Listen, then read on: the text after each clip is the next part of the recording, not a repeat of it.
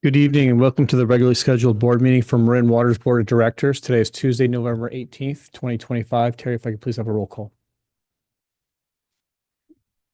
Director Larry Russell, Here.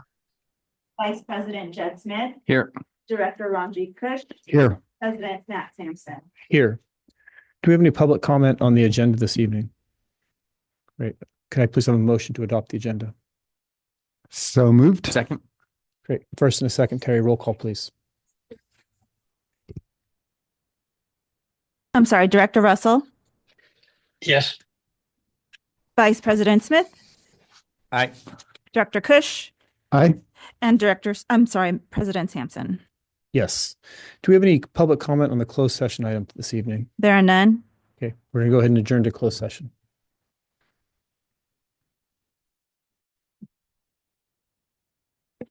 Okay, welcome back, everybody. We've reconvened from closed session with no reportable action. With that, we'll move on to item number 5, public comment for matters not on the agenda. Yes, we have two so far, Martha Davis and Doreen Shiro.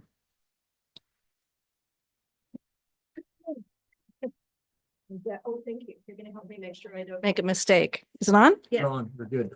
It's good? Yes. All right. Martha Davis, Nicasio Landowners Association. We are so pleased that the working group that we've put together on Nicasio is moving forward.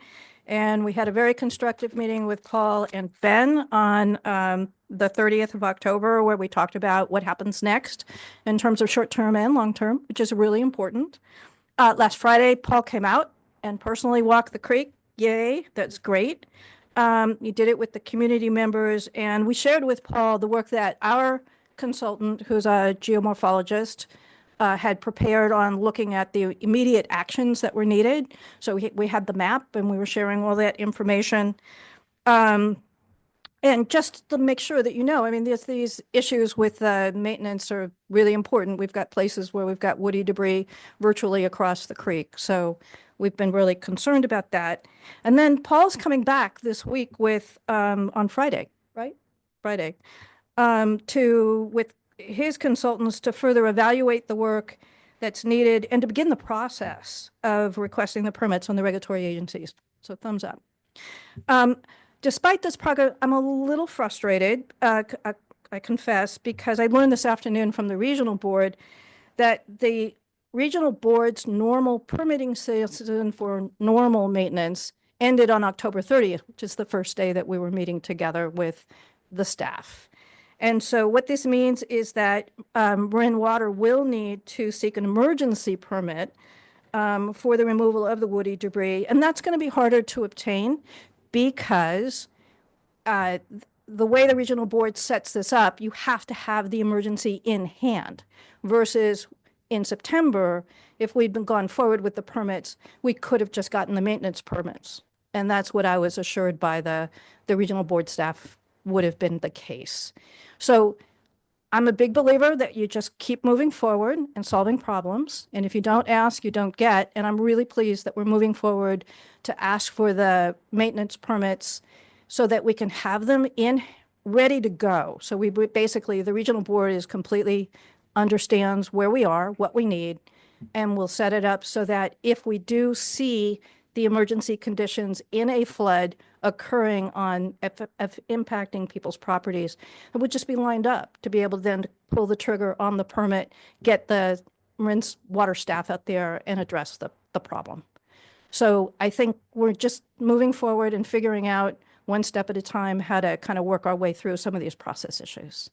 So with that, I'm really looking forward to the continued work and making information available to Paul so that he's got what he needs to get all those permits ready to go. Thank you. Thank you. Ms. Shiro, please.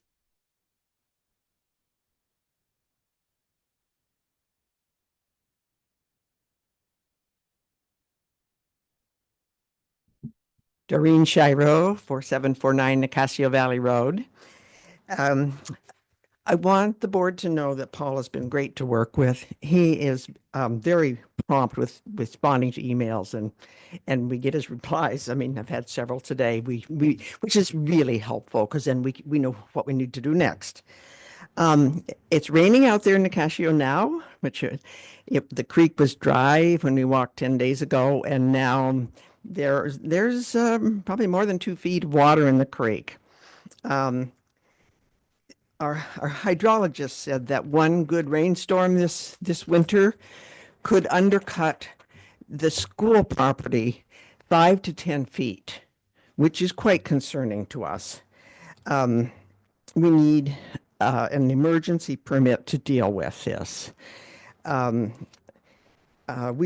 are so concerned that the school asked Matt Smelcher, our hydrologist, to determine a plan of action, which he did just recently. We got it just over the weekend.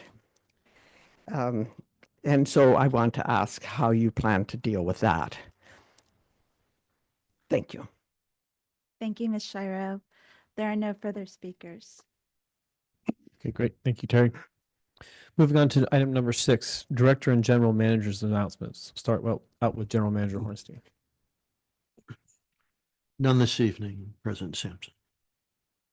Director Smith. Yeah, I was able to go to a meet and greet for the new executive director at the Marin Conservation League. Rebecca is fantastic. I think we have a very thoughtful potential partner, both on the road and trails plan, as well as on all things good for our habitat and the environment. So great new leader there, and I look forward to working with MCL in the future.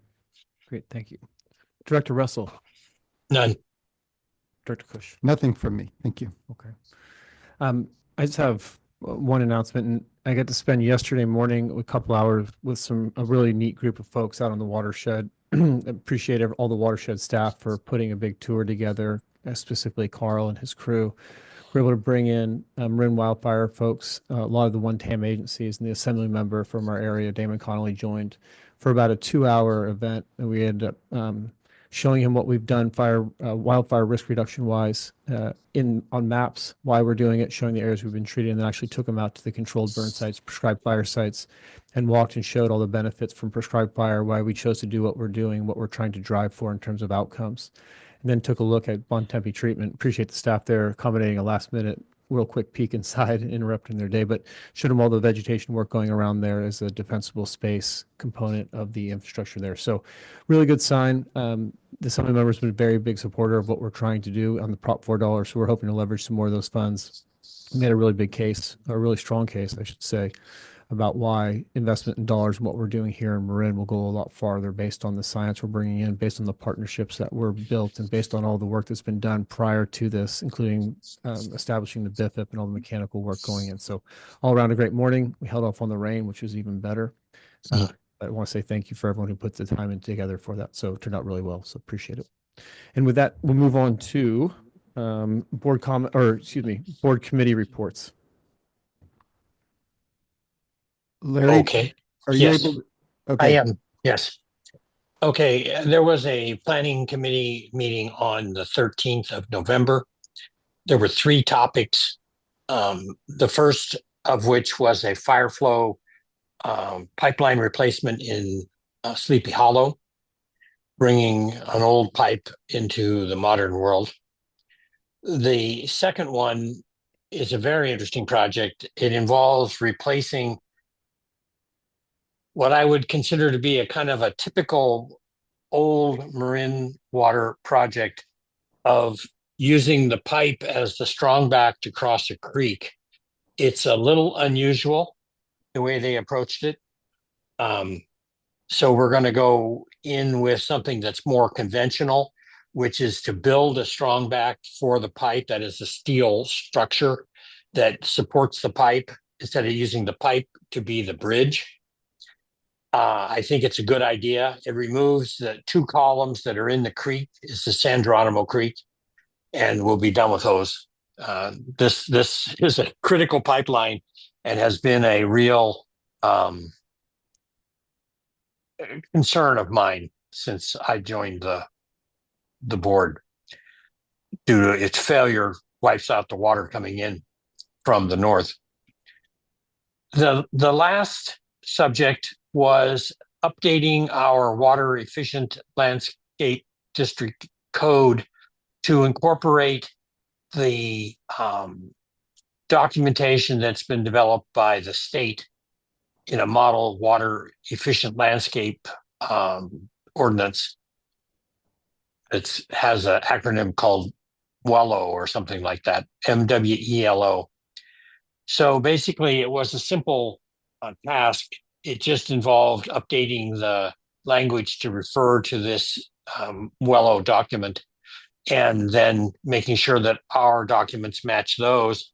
And rather than repeating the documentation now, as I understood it, there's going to be a URL that directs the reader to the state's webpage with this document instead of us just showing it in our document. So our document will shrink in length physically, but it will have the same information that it had before. So those are the three tasks that were done. I don't know, Ranjiv, if you have anything to add to that. No, that's all great, Larry. Thank you. Okay, cool. Well, that's what we did. Great. Director Russell, would you like me to take the North Bay Watershed Association meeting? Sure. Okay. Both Director Russell and I attended on Friday the 7th, the North Bay Watershed Association meeting, and most of it was focused on actually reintroduction of river otters into certain areas, including areas of Marin and some of the work that the River Otter Ecology Project has been doing. And so interesting to see how wide range they are. And it was really interesting to see how many otters popped up in Marin. They have an otter spotter project. That citizen scientists can, if they do see an otter, can report it through their website.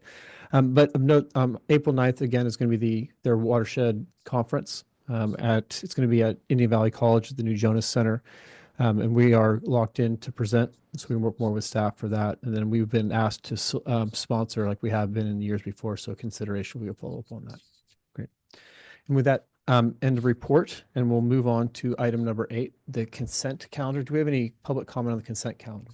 Yes, Phil Sauter.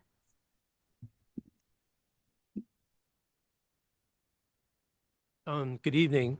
There were a few things in the general manager's report that stood out for me. First was a summary of water efficiency projects. Last week, an eye-catching landscape replacement mailer showed up. It's well targeted with a call to action that now is the time to act so winter rains can help establish new landscaping before summer. And a waterfront mailer also featured ways to make landscaping more efficient. Thanks to staff for the dual outreach. Second, we don't list the expected water savings for any of our many activities, but I do try to get an estimate for at least the Cash for Grass programs. 2 years ago, we had very few square feet of lawn replacement, but last year we helped replace 72,000 square feet of lawn, or 1.65 acres. And so far this year, we've helped replace 34,000 square feet of lawn, or 0.8 acres. I once suggested that we set an aspirational goal of 4 acres for this year, and I'll keep my fingers crossed that we'll make it. A little additional math shows that the 81 approved properties last year delivered an average 900 square feet of lawn replacement, and the 27 properties approved so far this year delivered an average 1,300 square feet of lawn replacement. So not only are we converting more lawns, but they're larger lawns too. It's encouraging to think what we could do by converting a few super users with an acre of lawn and 5,000 gallons a day to support them. Also in the general manager's report was a breakout of recycled water versus potable water use. Last year through October, recycled water was 4% of non-raw water use, and that dropped slightly to 3.9% this year. In terms of per capita daily usage, we were at 5.6 gallons a day through October of last year, and dropped to 4.9 gallons per capita per day through October of this year. This seems to be going in the opposite direction of California's stated goals for recycled water, which are currently at 16 gallons per capita per day and are projected to be at 30 gallons per capita per day by 2040. We're around a third of where California is today, and unless we start taking action, we'll be at 1/6 of where California wants to be by 2040.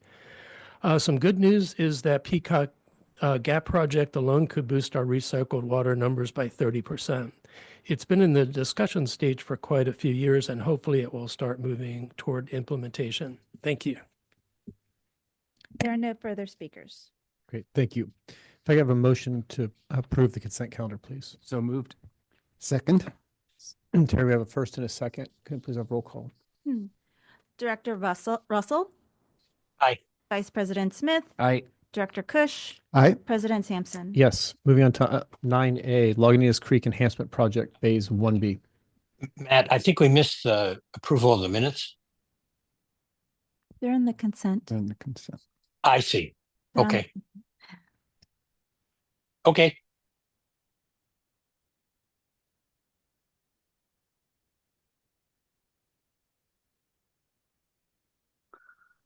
All right. Microphone working? Double tap. Yes. Yes. Um, Evening directors, good to be with you. Jonathan Kaler, Fisheries Program Manager. I'm joined tonight by Sterling Mayhews. He's our Natural Resources Technician in the Fisheries Department. Integral part of our Lagunitas Creek team, person on the ground, on-site biologist, really familiar with the project. So we're here to just give an update on how construction of Phase 1B, the work we were doing this year, went, and kind of give you an update on some of the monitoring we're doing and next steps. So to refresh everyone's memory, this is a big project. It spans over 4 miles of Lagunitas Creek below Kent Lake, and it comprises 13 sites. We have it split into phases just because of the size of it, and from a permitting and funding standpoint, gives us more kind of manageable chunks. We finished up Phase 1A last year, those 3 sites. On the docket this year, we had 5 sites. We only got to 4 of them. I say only, but that's actually, it was a very successful year that way.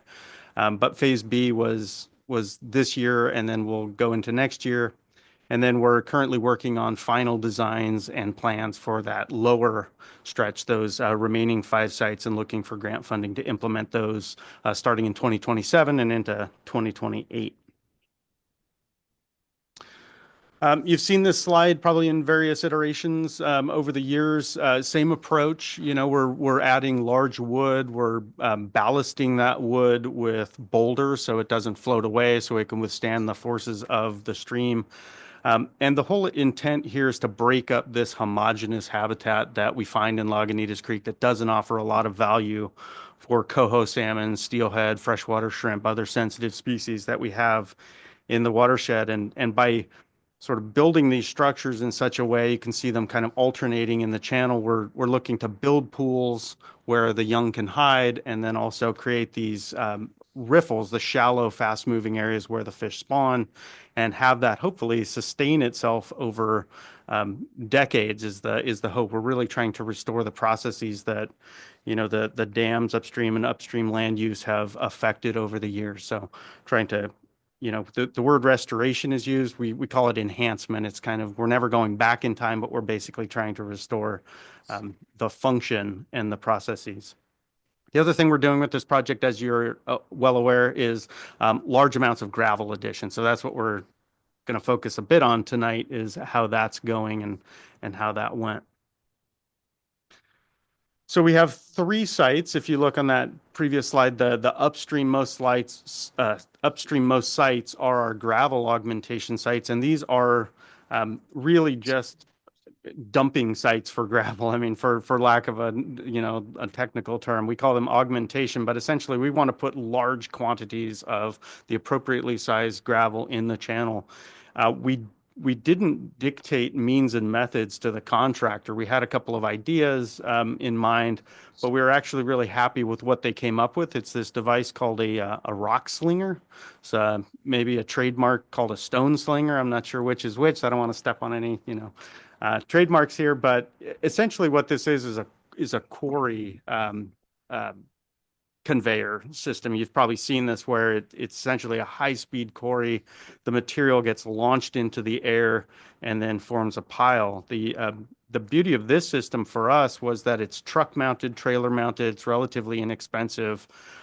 They were able to, this is at Leo T. Cronin fish viewing area. They park it in the fish viewing area, and the operator, you can see here on the right, has a remote control that essentially is steering that chute, that conveyor system. So they can speed it up, they can slow it down to give them sort of X-Y control, and steer it back and forth, and really place the material quite precisely. So The advantage to this system was that they didn't need to dewater the creek.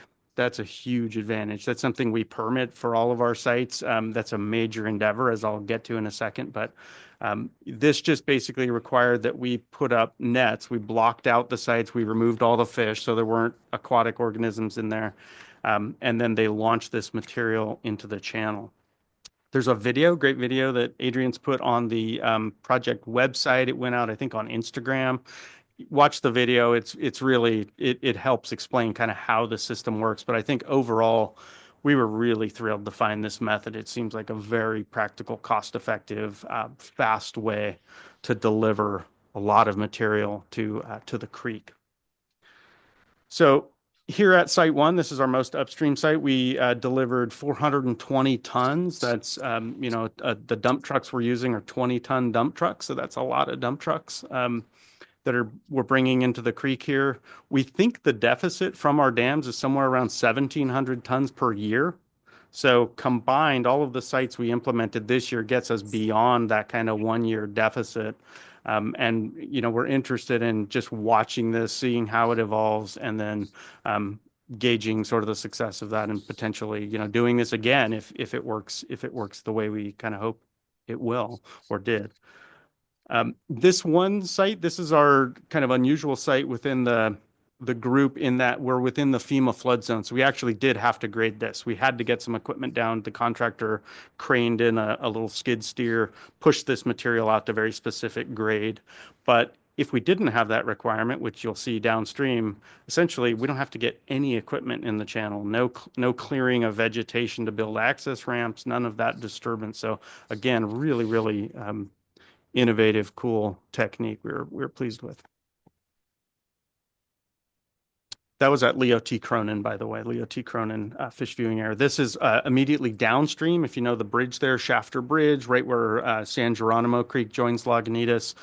Same thing. We put a lot of gravel in, a little more, 710 tons. And the contractor was able to put about 300 tons per day. So you're only talking about 2 to 3 days per site. Again, I mean, the pace was really promising. We had some concerns about maybe the material kind of shattering on impact. Nothing like that. Really minimal impacts, and everything worked well. We do have a highly invasive weed species in Lagunitas Creek called Japanese knotweed. And the state parks, this is happening on state parks property, was concerned that if we placed material around these either active or dormant sites where we have Japanese knotweed, we could potentially disturb it and help spread that species. And so these sites, we actually had no equipment in the channel, and State Parks was really happy again with that setup too. So another advantage is that we were able to do this without disturbing the stream bed. And just keep on going, right? So this is our third site, 1,020 tons. This was our largest site. You can see Sir Francis Drake. Not sure if my cursor shows up, but Sir Francis Drake Boulevard is right here. So the machine actually parked on Sir Francis Drake. The dump trucks very efficiently moved in and out, unloaded the material. It was launched, slung into the creek. And again, no equipment in the creek channel here required. So these sites were done relatively quickly, and we're really pleased with the outcome. If you're out that way, take a look at them. They're pretty visible from the road. You can actually stop. There's some pullouts there. You can see them from Leo T. Cronin. Check it out. Where does the gravel come from? The source of this is out of Healdsburg, so it's Russian River material. So it's pretty close to what we have, huh? It's Geologically. close. Yeah, we set a very specific size range. It's actually really hard to find this quantity of this type of material. Rounded stream rock is not really that in demand by the thousands of tons like we want it. So yeah, it was a challenge, honestly. Cool. So I'm going to let Sterling take over here for a couple slides and talk about some of the monitoring that we've been talking about doing. We actually are starting that, and take it away. Yeah, so again, I'm Sterling. In an effort to understand what all the gravel that we're adding into the creek is doing over the course of the winter and the hopefully the years that we continue to do this.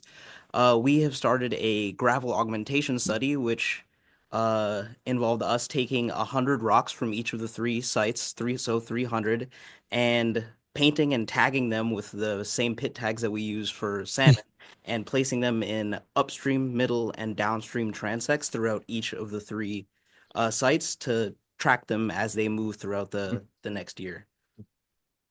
Now, each rock has a pit tag in it. Like I said, we weighed and measured them, and then we placed them along their transects, and we loaded all that into our fish tracking database as well. So when we install a antenna at the downstream end of our gravel augmentation sites, which we're going to do on Thursday, we'll be able to tell where and when, they move throughout the creek. Yeah. Yes, Generally, will this be on the salmon tracker or the fish tracker website? No, It's I up don't now. think so. Okay. Yeah. Okay. I It mean, would be neat to add it in at some point once we get a little more data. Sure, It'd be yeah. pretty interesting to see. Yeah, so this study is definitely a pilot study, and we're not entirely sure what kind of information we're going to get yet, but we're taking our first steps into figuring out how to track gravel and figure out what is going on with our gravel augmentation. It's a very clever idea. Yeah, thank you. Yeah, it was all Jonathan's idea. Not really. Yeah. So the plan is to go back out in a couple months and recover those rocks. Hopefully, we're really crossing our fingers that we'll be able to get them, because 300 rocks in a sea of 1,000 tons is really it's really small amounts. We're hoping we're going to be able to re-encounter them, and if we think that we're getting the data that we think is useful for us, we're going to plan on continuing the tagging and monitoring of rocks as we continue into phase 2 of the construction project as well. Yeah, that's it for me.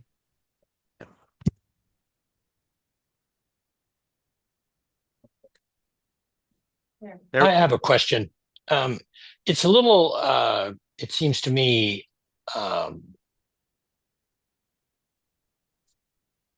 optimistic to support the growth of the freshwater shrimp and the salmon at the same time. I mean, don't the salmon eat the freshwater shrimp? They don't. They Oh, kind of occupy different parts of the stream, so there's not a whole lot of predation. I mean, I'm sure it does happen, but it's not. We don't see any evidence that that's a significant thing. They seem to be able to coexist quite well. We have really, really strong populations of freshwater shrimp. I've been studying freshwater shrimp for 20 years and around the Bay Area, Napa, Marin, Sonoma, and by far we have more freshwater shrimp than I've ever seen in Lagunitas Creek than any other creek. So. and then what do the salmon eat? Like the mayflies or something? Yeah, they're eating mostly coho specialize in what we call drift, so terrestrial insects dropping into the water primarily. So yeah, mayflies, any number of other insects. Steelhead are eating mostly benthic insects on the bottom, and that's also part of this project. It's really intended to increase the productivity of the gravel on the stream bed that makes those bugs that the fish then eat. So we're optimistic that the whole kind of program comes together here. It's a good approach. So moving along, yeah, I mean, I think just going back to the gravel study, it is very much, as Sterling says, just to emphasize, it is optimistic to look for painted rocks in the stream. But we're hopeful that, we're able to locate enough of those to make sense of kind of what size storm does it take to move the material. We're already seeing, even we've had 3 very small storms this year. We're already seeing the material readily move, which is the intent. We're not trying to build at these sites a static sort of pile of gravel. We want it to mobilize and feed downstream. So Jonathan, I'm confused on one point though. I thought the rocks are both painted and tagged. they are. So shouldn't you be able to find them through Yeah, whatever they're emitting? So that's a great point, Director Kush. The tags that we're using are pit tags. They don't emit a signal until you get sort of the device close enough to detect them. In the same way, like your fast track transponder is not always emitting, but when you drive through the proper antenna, it wakes up and says, "Here I am." So these tags aren't broadcasting their location. We have to go out and interrogate sort of the stream bed for them. And we also have this antenna that will act as kind of like a last ditch backstop effort. If they tumble past that, they should get detected. And so the fish are passing Yes. through detectors in Yeah. the same way we pass through Right. those on the There freeway. are also telemetry tags, radio tags that you may be thinking of that do in fact broadcast their location. So, but the kind we are using have no battery, so No battery. provide Yeah, that's the power, key. and they essentially last forever because they have no battery. So, they're good for these long-term studies. There was a story, I think, in the newspaper today about using the same tags on monarch butterflies. But I And didn't the know. Yeah, I didn't read the details. and but- occasionally they'll pass by a detector. Yeah. And it's remarkable. Of course, we know how far they travel, but to see it visualized like that is it's We amazing. use slightly bigger tags, but yeah, same idea. So immediately downstream of all of these gravel augmentation sites, we're building the same kind of structures that we've built last year, and this is site 2. You can see the typical kind of configuration of large wood with these big root masses that provide lots of hiding cover. They also affect the flow and sort of develop that scour that we want to see. And then we also built or we added a significant amount of gravel at this site as well. So site 2 is somewhat constrained. This wasn't a surprise. We actually had a pre-bid walk with the contractor. They were certainly aware of conditions, but I think the reality when they actually went out and started building this, it's just how constrained it is by this large, beautiful live redwood that we didn't want disturbed, and just all of the kind of challenges there in dewatering the site, which same problem the contractor last year kind of ran into. They got significantly behind schedule. We have already a very tight permit window for this project because of northern spotted owls. We're only able to work from essentially August 1st through the middle of October, and then thereafter rain can shut us down at any point. And so it became clear that they really weren't going to get all of the features that were originally called for constructed. And so we met with the design team and had many meetings and decided this year to just focus on those wood structures and build the riffles in such a way that we didn't actually put the large logs on them.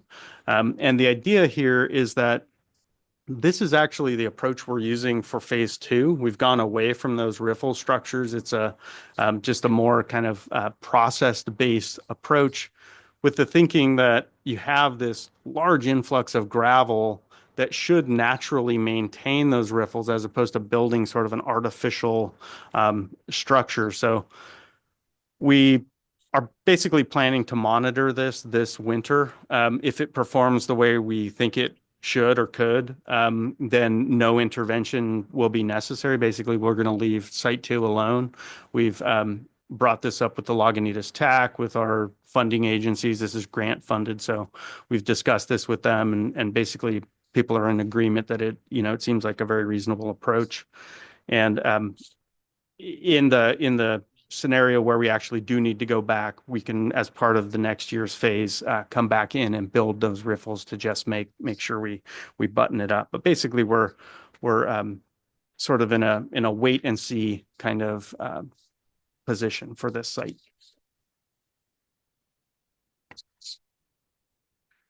I think overall we're I haven't heard really anybody express concern about the way it looks. I think compared to other structures we've built, the district has built over the years, this is as good as anything. It's really, really nice. I think we're just really made a great site here. It's very natural. There's a lot of really good habitat value. So the consensus is that, we don't anticipate needing to come back to this site. I think that would be our strong preference. Basically, like, don't give it a second. We're 90% there. That extra 10% might not be worth that second year of intervention, dewatering, all of that other impact. So overall, we're just really pleased with the way this site turned out. You're talking about the woody debris, not the gravel? Yeah, the woody debris, exactly. Yeah, that makes sense.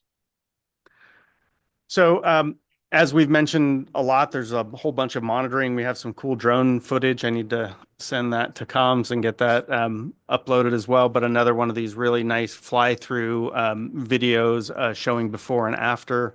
We're doing the gravel study that we've been discussing tonight. We monitor these wood structures to just make sure they don't move. We monitored all of last year's. They survived what was probably about a 20-year storm, something like that, a big flow just fine. So we don't expect any problems. And we are starting to see these structures be used by fish. So we've gone out and done juvenile counts where you look for the little ones hiding under the logs. We've seen pretty significant usage by young coho of last year's structure. And then we're also starting to see some spawning in these sites too. So, they're brand new. You kind of got to let them wear in a little bit, let them kind of start smelling like the normal creek as opposed to something, brand new. But that's the idea. And then, yeah, so next year we have site 3 to complete. We are working right now on the final plans for phase 2. And then we've applied for a grant for the Wildlife Conservation Board to start phase 2 construction in 2027. Haven't heard back yet, but we're optimistic just based on the kind of success of this project thus far that we'll be able to maintain that momentum. One final slide just to emphasize, of course, everybody knows this. It's a collaboration, heavily grant funded, tremendous support from CDFW, DWR, Bureau of Reclamation grant. We've submitted an invoice. Don't know if that money's there, but we think it is. It's a little bit of a black box right now, the federal government. And yeah, state parks, I'd just like to really, again, thank them for their role in all of this. They've been a real pleasure. So happy to answer any questions or comments or concerns, whatever. Great. Well, thank you very much for the update and for all the work that's going into it. We get to see the nice shiny pictures, but I'm sure there's a lot of pictures before that to get where we're at too. So thank you for that. We'll go ahead and open up to board comments. Director Russell. Yeah, I have several. This is really exciting, guys. When I first joined the board, I was out at the Red Barn out in West Marin, and somebody walked up to me who I didn't know and said, you're just like all the rest. And I said, okay, what does that mean? And he said, well, you put a dam across the river and you take the water. Well, we can't do anything about taking the water, but you are getting around the problems of the dam. And I find this extremely exciting that you're actually fixing one of the deficits of the dam. And I think that it looks like it's working out great. You must have a wonderful contractor because he must have the patience of Job to dilly around with this stuff out in the water. And I think that's really cool. Perhaps we can reverse engineering this and look at Nicasio and see how we can benefit that structure differently. So I think this is really cool. Great. Yeah, super supportive. It's fun going to the Lagunitas Creek TAC and see the tremendous support we have broadly from the environmental community. And I think it's a point of pride in our care for this habitat and the environment. I recently canoed from Steelhead Beach to Sunset Beach in the Russian River. And when I saw those rocks, I was like, oh, I've seen those rocks before. They're the exact same thing. And it's tremendous buildup there. So super hopeful, and thanks for all the work. Yeah. Yeah. Thank you, Jonathan Sterling. Great update. The scope of this effort, I think, had escaped me previously. The numbers of the amount of gravel, the amount of effort that's going into this is really impressive. Whenever we have an update, we also note that in addition to the habitat restoration and the benefits that we're hoping to achieve for the salmon population, there will be so much value in the learning that comes out of this. And we always talk about, the dissemination of results from this project. And obviously, I know you're very, you'll be on top of that. But I'm just wondering, phase 1A was completed in 2024. is there any preliminary information coming out of those efforts, or is it too early, or is that, is that too limited of of the entire project to be able to ascribe any benefits yet? Um, I think it is a little too early in that we had sort of an unfortunately very large atypical winter immediately after we constructed it. If we had had a more typical sort of winter series of storms and watched how it performed, I think we'd have a much better sense of how sort of overall ecologically it will function. Structurally, it was a great test. I mean, so in some ways, it really immediately told us that the structures function like they have integrity and they held together. But I think what I'm looking for is probably a 5 to 10 year kind of horizon. That's when you ask biologists and stream folks, that's typically the window, the period that you start seeing kind of systems resetting. You're talking about coho salmon with a 3 year life cycle. So if this really does have an effect on them, you're probably talking 6, 9 years in the future. But I mean, I think the immediate benefits are what Sterling and our crews have seen when we go out and snorkel these structures. You see fish immediately there. So, it's hard to ascribe an actual quantity to that, but we built it and they came. There's definitely a clear connection there where they weren't there before. So I think we are early, but we're at least seeing early sort of signs of in the right direction. Right. So some good subjective evidence. Subjective is key. Exactly. So Yeah. the scientific side of me wants to reserve judgment, but the human side of me wants to say, yeah, I think it's working well. Right. Well, any interim indicators that you do come up with that you're confident in, Yeah. Do share with us. Okay. Thank you. I did catch the reference to Field of Dreams in there. I think we stream of dreams there, but It's a catchy phrase. any pushback from complaints from occupying Leo T. Cronin for site prep, things like that? We get any? People were pretty resourceful. They parked on the turnouts. I mean, it was disruptive. They were able to walk through the site. So, I think initially there was some concerns, but no, we put it on Google Maps so people knew ahead of time. We had signage, so I didn't hear too many complaints. Sterling was the man in the field. He probably heard those people more than I did. Yeah. Well, and sometimes it's okay. And what I mean by that is having the public up close and personal to what you're doing is really powerful. It might be frustrating in the moment, but when they see what's going on, I think it sends a really strong message. So in total, just as a recap, from Peters Dam out to the end of phase 2, how far do you think you'll be working? Total miles of the creek? It's 4.5 miles. So total, if you add up the length of each one of the sites, it comes out to 1,700 feet. So, it's little segments, but overall, it's 4.5 miles of Lagunitas Creek. Great. And estimated time frame, if everything goes well, no hiccups, from the start of phase 1A to completion of phase 2, do you think? So that would be 4 years. 4 I think years. we could probably finish it in 2028. I could see that as very doable at this point. And so I think it can get lost quickly, but rehabilitating or improving, I forget the exact enhancing, thank you.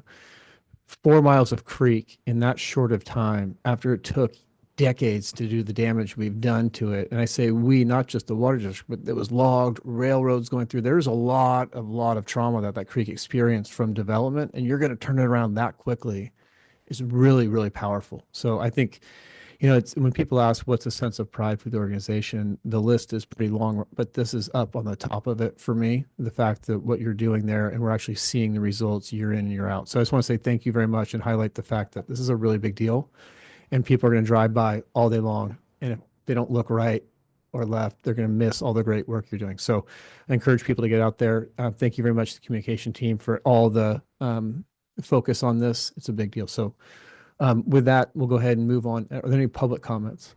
Yes, we have two, Mr. Phil Sauter and Martha Davis. Thank you for the presentation. A video of the rock slinger was played at last Friday's Lagunitas Technical Advisory Committee, and I think Jonathan and Sterling and Director Mayer, who was there, will agree that it was a big hit. One of my Valley friends saw the video and also really enjoyed it. I'm glad it's going to be on the project website. I'm wondering if it could possibly be moved to the front page of the district website. It's impressive. For me, these creek enhancement projects really showcase the attention we all pay to our creeks and watershed. Jonathan gave a preview of this presentation at the TAC meeting on Friday, and everyone was impressed. During the question period, I asked if this was a project the district could have done on its own, and in addition to the grant funding, how valuable was the knowledge and ideas of our partners. Jonathan gave a great answer saying that the district couldn't have done this project alone, and that both the grant funding and the collaborative process with our partners were absolutely key to its success. I think it was good for our partners and all who attended that meeting to hear that that strong public acknowledgement. I'm sure no expert on how other water districts work with other agencies and their supportive communities, but right now I can't think of another water district who brings together so many resources to protect and enhance its watershed. I think it shows in the quality of our water and in the health of the many species who call this watershed their home. And I thank you. Martha Davis from Nicasio. In my former life, I oversaw a lot of restoration projects. This is a great project. And I love the rock slinger. I just awesome. I think three comments I wanted to make. One, thank you, Director Russell, for just the comparison with Nicasio. I mean, I think we do worry about there was a lot of historic damage done here. How far we can go in restoring an ecosystem, a healthy one, is something that we're going to be working on together. But I think that at the very least, there's going to be opportunities potentially for gravel to be taken out that's closer, that could come into the Lagunitas system as well as the woody debris. And I just want to close it that I have to say, the Lagunitas TAC, the Technical Advisory Committee, is one of the best collaborative processes I've ever participated in. And I've participated in a lot over my career. So I just feel strongly that this is a great, not only a great project, but an exemplary process for how we do this work together. So thank you. There are no further speakers. So now the $1 million question is, when should we go out and look for fish? Right Well, now, that's they're going to look for the rocks. yeah, if you want to see fish right now, we have a big run of Chinook salmon in the watershed. Probably going to be a record this year. Will in fact almost certainly be a record. Coho are starting to move in, so in the next couple of weeks. But yeah, great time to get out there. Great. Thank you guys both for the whole Yeah, work. thank you. I have a quick comment, Matt. Yes, please. I just like to point out that we should show appreciation to the previous board for having the vision to support this vision, because these things date back a lot of years to get this thing rolling. And they've done a great job of taking that push from the board to create the projects and get the funding that was needed to make this happen. It's a really great project for the district and for the environment. Yeah, well said, Director Russell. I think we're seeing the fruits of the labor right now. Yep. Okay, with that, move on to item number 9B, approve a professional service agreement for Nicasio hydrology study.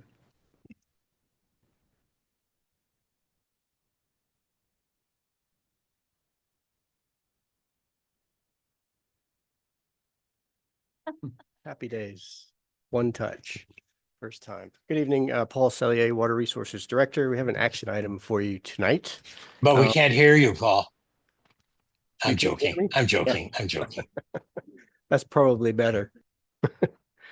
So it's an action item for approval and award of a contract to ESA tonight. As you heard earlier from the comments Martha Davis made, staff met with the community on October 30th to review the proposal that we're going to talk about tonight, and it's before you. However, as a result of that meeting, we came out of that meeting with an understanding that there was a timeline, an additional timeline that we were not thinking on, that the community was interested that we explore. So our timeline had been on the order of months, and the community was interested in action immediately, anything that we could do immediately. So coming out of that October 30th meeting, we understood that the community was interested in us pursuing emergency permits to remove woody debris that might be impeding stream flow into the reservoir. So we're pursuing that action item using on-call agreements with both ESA to get their geomorphologist out into the creek this coming Friday. We're going to go do that. And Carl Sanders from our watershed staff will be joining me as well, so he can help assess the extent of work, and we can communicate that to our on-call vegetation contractors should any of the emergency permits be approved. Longer term, and the item that we're talking about tonight is to understand the hydrology that's out in Nicasio and what the causes and sort of contributors are to the local flooding out there. ESA have put together a thoughtful scope of work, pulling together both a mapping of the creek bed itself, Nicasio Creek and Halleck Creek out there, building a watershed model, a HEC HMS model to understand water contributions to the creek from the local watershed, and then a HEC RAS model to understand how the creek system is going to convey that water. When they bring all of these aspects together, we'll have a model that will allow us to evaluate potential management actions and to understand what the causes are of local flooding out there. ESA are, of course, you've heard this, we've used them quite frequently. The reason for that is they're extremely well qualified. They're very familiar with the area out there in Nicasio, having been out there earlier this year in May and June. And of course, their staff is available to move. And we also have an on-call contract with them to help us with the emergency permits that I talked about a minute ago. When ESA complete this scope of work, we'll be able to understand potential management actions. The scope of work doesn't include the next steps where we could go down that road, which would be to get permits. So we'll be back to the board for a discussion on, probably with ESA to develop the permits for maintenance work long term. But this work will allow us to assess what those potential management actions will be. So staff is recommending that the board of directors approve the professional services agreement with ESA and authorize the general manager to negotiate and execute the contract for the Nicasio upstream flood study in an amount not to exceed $387,685. I'll take any questions. Start to the right here today. I'm super thoughtful, appreciative of your thoughtful proposal. I'm curious if you have any response to some of the neighbors' concerns about the impact of ARC and how and when we'll get access to waters, when and how they will impact the reservoir. Apparently it'll be during floods. I'm just curious how that might go into this study and be helpful to share information as we move along. So this study will not necessarily be dealing with the reservoir volumes itself, but to answer your question as to the contributions of ARC to the reservoir, if you recall, ARC is designed to help us during drought, and during drought conditions, we're anticipating Nicasio Reservoir would be well drawn down, so it would be at quite low levels. Right. And the volume of water, as you know, we're talking about putting into ARC is on the order of a little more than 10% of the total volume of the reservoir. So 3 to 4. That's my understanding. And so is there data behind that? Is there any research or an analysis that the public can have access to that would show that? That would show That's when we were going to be filling those reservoirs? It'll be, yes. So as we're developing the operations plan and the project description, so we'll be filing the NOP for this project in January. So between now and January, we'll be bringing those materials to the fore, so folks will be able to see that. Cool. Well, I'm supportive of this. Thank you. Director Cush. Yeah, thank you, Paul. I've looked through the scope of work that was in the board packet. It looks pretty comprehensive. Can you just remind us on the timeline for this study? Yes, sorry, the timeline. So for full completion will be about 6 months, according to ESA. And as you, just to reiterate what you noted, the outcome would be then this would guide the measures that are taken to maintain the creek and to mitigate to the degree possible factors that are contributing to flooding and erosion. So it'll be a long-term maintenance plan that comes out of this analysis. Yes, I believe so. That's correct. And the permitting for those steps will be the follow-on Exactly. work. Okay. And the last item was just, I just wanted you noted that the budget for this was included, but this is a new activity. So just wanted to know which envelope this comes out of. So this will just be coming out of the Nicasio budget that we're no longer pursuing that project. So we'll be reallocating funds to support this work. Got it. So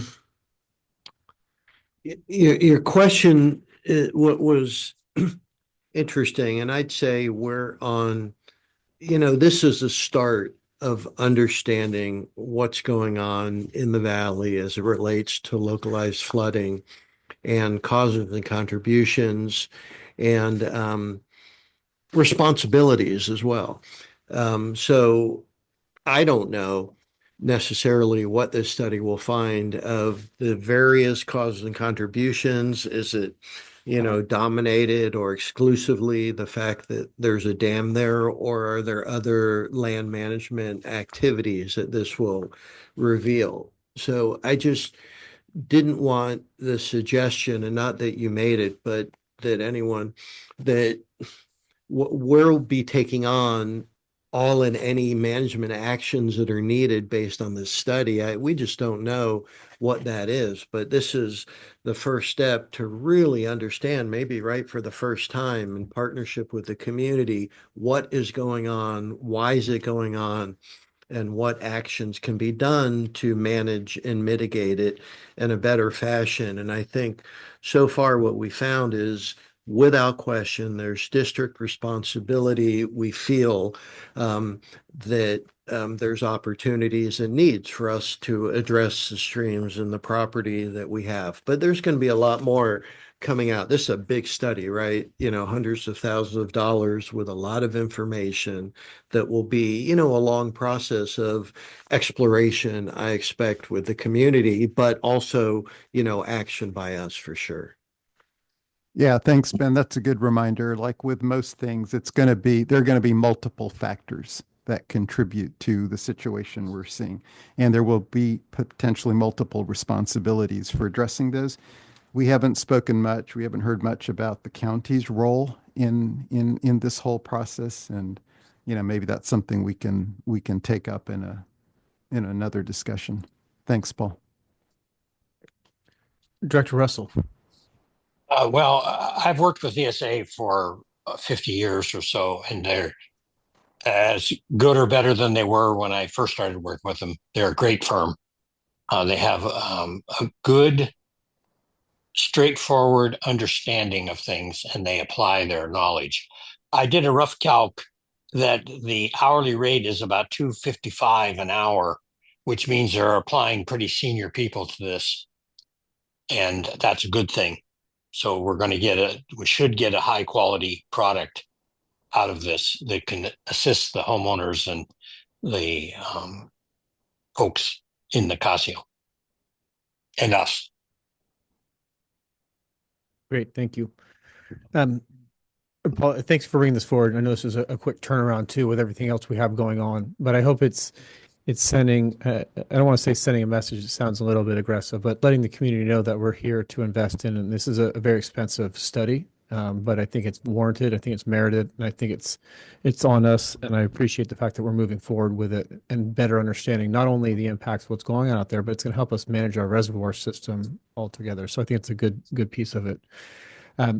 Question in terms of the 6-month timeline, is there ability to extend it all, or would there be a purpose to continually monitor past the 6-month guideline, multiple winters in a row, things like that, as we look to have even a better understanding of what's going on? Yes, and good question. So the longer you can monitor, the better your model calibration can be.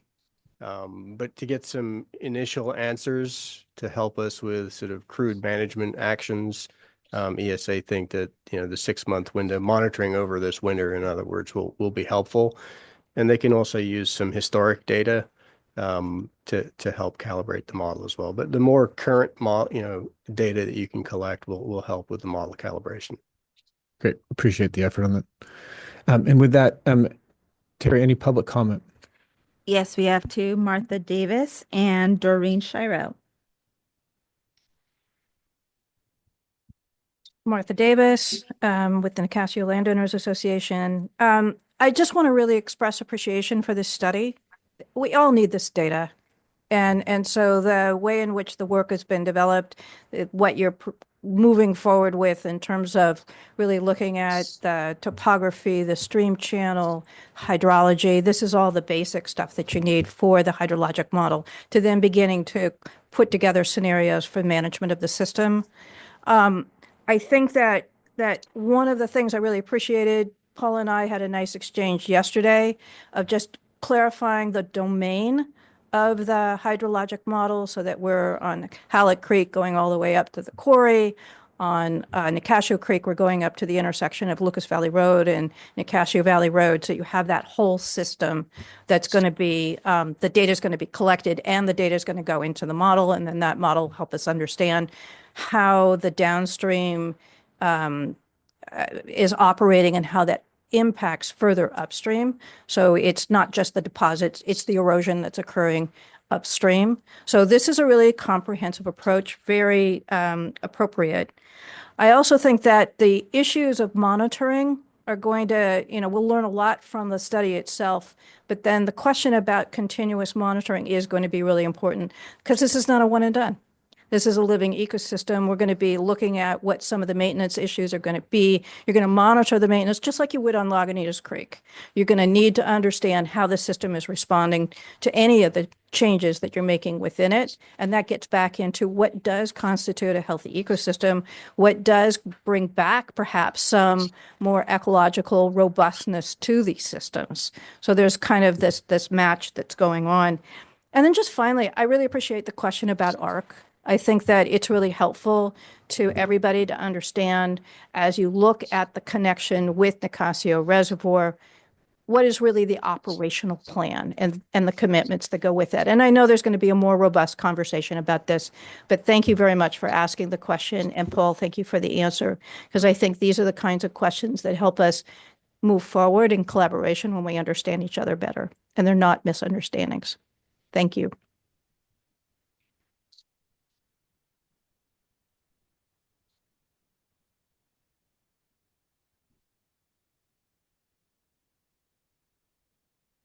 Doreen Shiro, a Creekside landowner at 4749 Nicasio Valley Road.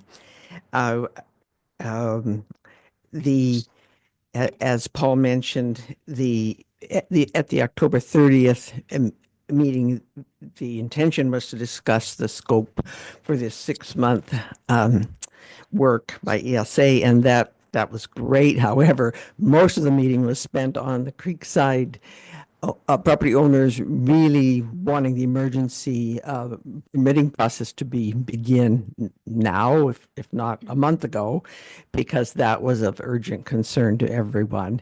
And so we really appreciated when Paul was able to bring that into action, and it's going forward now. Then to kind of build on what Martha said about the monitoring going forward.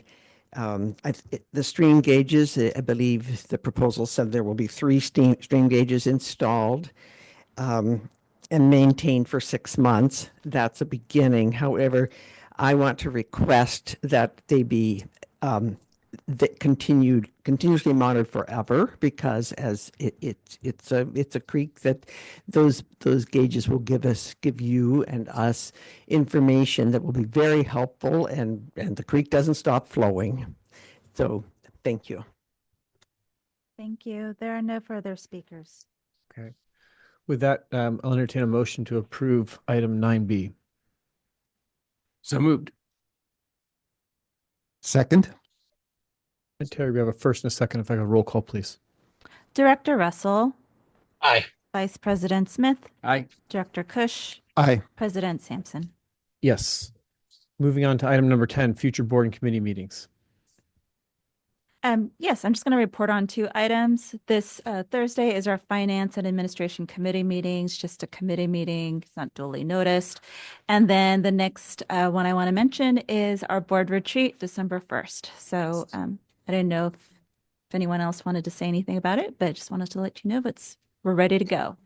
Great. And that's December 1st. That's an all-day event. And All-day where's event. it going to be again? It's at the Marin Wildfire Prevention. Great. On Los Gatos and San Rafael. Great. Yes. All right. Excellent. Thank you very much. And with that, we'll go ahead and adjourn. Great. Take care.